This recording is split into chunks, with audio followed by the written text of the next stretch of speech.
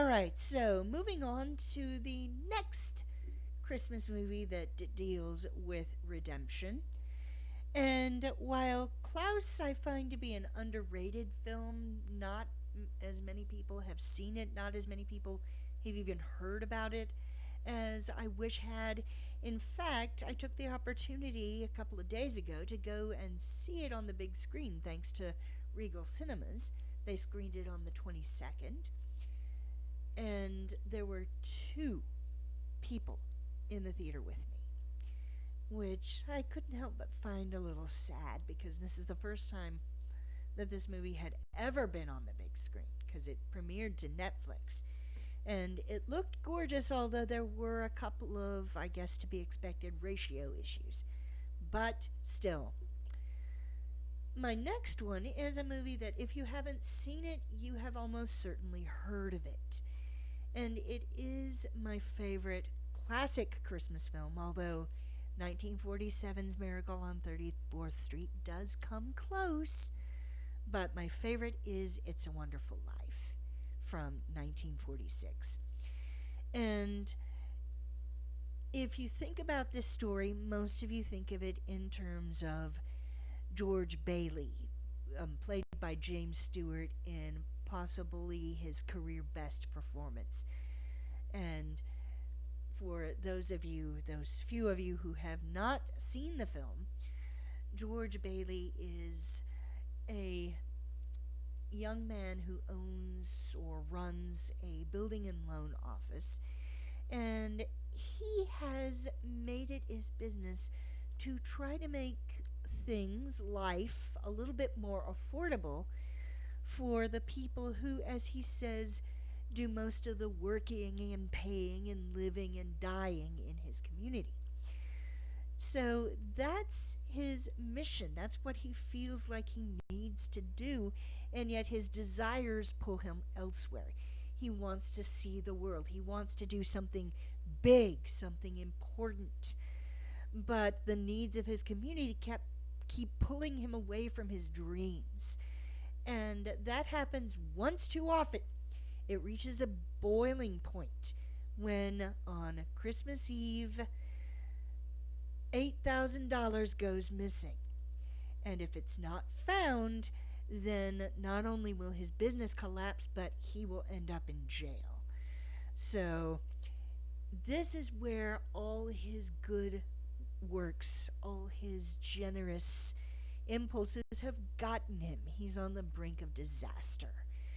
And it is at this point that he has what we might call a break from his community. He is emotionally isolated, or at least he imagines himself.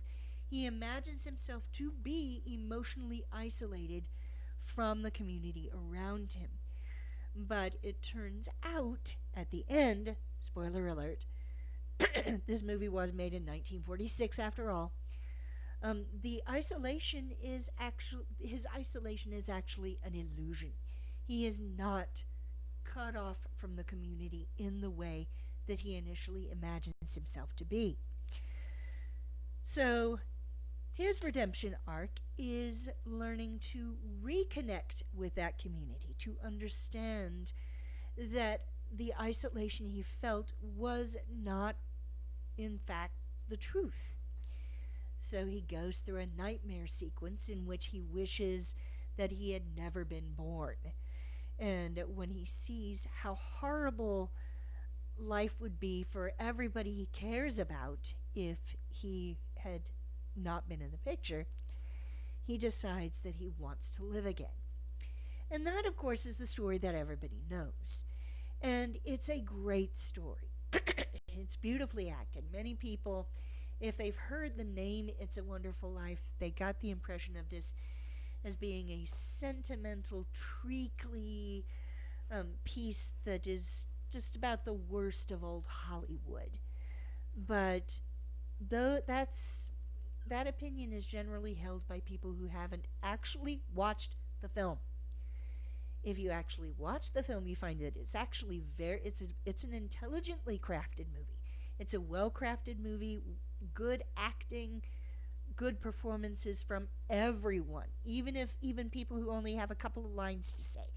Everybody is bringing their A game to this movie.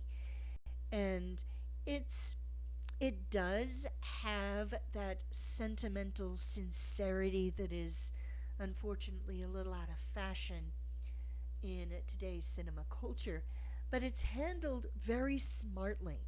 And there are dark, very dark elements in this movie. In fact, I've heard from a couple of people who hate this movie because they actually find it too dark. They see George's eventual reconciliation to his community as being a sellout. He never gets what he wants. He has to put himself last, even at the very end of the film. That's how they read the film, and so they don't like it. And I guess I can kind of understand that perspective, although I do not share it. But this, it's important to note that George, like Kris Kringle in Miracle on 34th Street, and in a weird way also like Jesper and Klaus, acts as an agent of redemption for other people around him.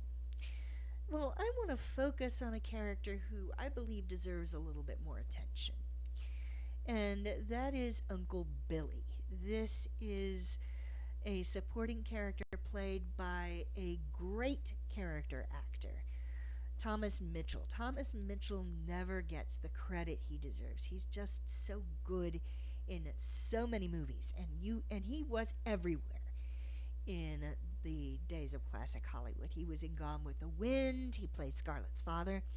He was in Stagecoach. He was in The Hurricane. He was in High Noon. He was in The Keys of the Kingdom. He just turned up everywhere, and he was in Make Way for Tomorrow, playing what I think is probably his least sympathetic part. But just everywhere he turned up, he always, again, brought his A game.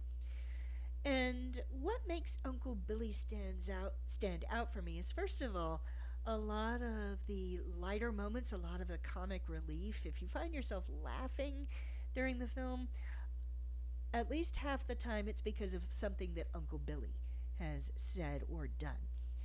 In fact, there's a great moment where Uncle Billy is leaving a party hammered, and he's going to walk home, and he walks off singing My Wild Irish Rose, and then you hear this clatter, and he hollers, I'm all right, I'm all right. And then it keeps on singing, and you hear him leaving. You don't actually see him. What I found out happened, and this may be an urban legend, but I hope it's true, is that somebody had actually dropped a couple of props or pieces of equipment backstage, and it made that clattering noise so that the noise got on the tape. And Thomas Mitchell ad-libbed, I'm all right, into that clip, and that ended up being the clip that Frank Capra, the director, used. So that was the take that actually ended up in the film, because Thomas Mitchell, bless him, was thinking on his feet.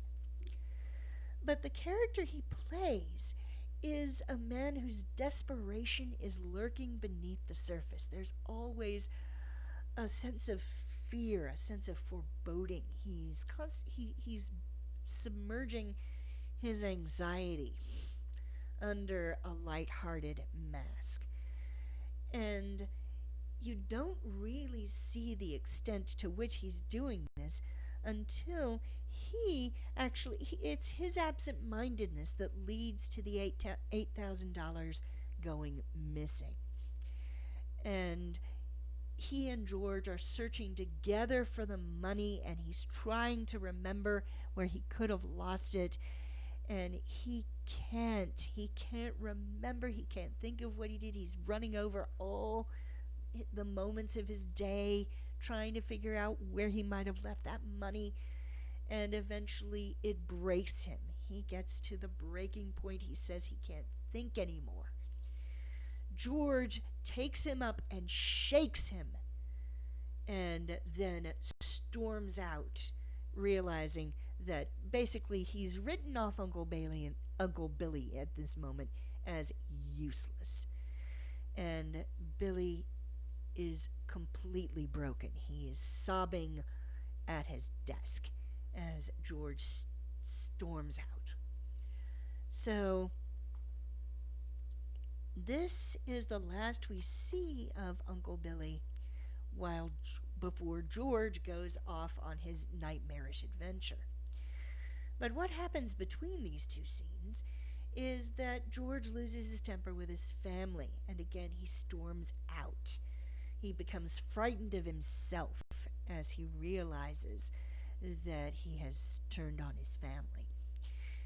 Mary, played by Donna Reed, knows there's something wrong, and she is the one who actually takes steps to solve the problem. So while George is having his nightmare, Mary is on the phone and is going around to people within the community gathering money from the people whom George has helped over the course of his life. And they are happy to contribute. Again, his isolation was totally an illusion. But the important part to me that stands out is that when she gets on the phone, and she is all business, she doesn't stand around helpless, wondering what to do. She forms a plan in her head and immediately acts on it. And the first person she calls is Uncle Billy. So, Mary, in asking Uncle Billy for help, gives him the opportunity to not be useless, to not be a failure, to not be the cause of George's disaster. He gets to redeem himself. Now, sadly, we don't see this on screen. We're with George while he's undergoing his nightmare. We don't realize what has happened until George wakes up. When he finally says, "I want to live again," he does not know that his troubles have basically been solved by the community that he has protected for so long. So he doesn't know that at this point. But when we do see Uncle Billy again coming in with Mary, he is joy personified. He has finally redeemed himself. He has been useful, he has been helpful, and it's perhaps the most genuine happiness that he has felt, because we learn actually in the search sequence that he is a grieving widower. He says he has looked for the money everywhere, even in rooms I've kept locked, or even in rooms that have been locked since I lost Laura. So that perhaps has played a role, and Mitchell uses this. He knows this. And so you do feel that undercurrent of despair, of worry, of fear. And finally, at the end of the film, that's gone. He's a genuinely joyful man because he's had the chance to prove himself as useful. So, if you haven't watched It's a Wonderful Life this year, you might want to take the time to revisit it. But take the time to pour one out for Thomas Mitchell. Appreciate the man who brought so many great characters to life back during this period. So, Merry Christmas, Happy Holidays, Happy Hanukkah, Merry Kwanzaa, every holiday, Happy Holidays to all. And I will see you all again in a couple of days.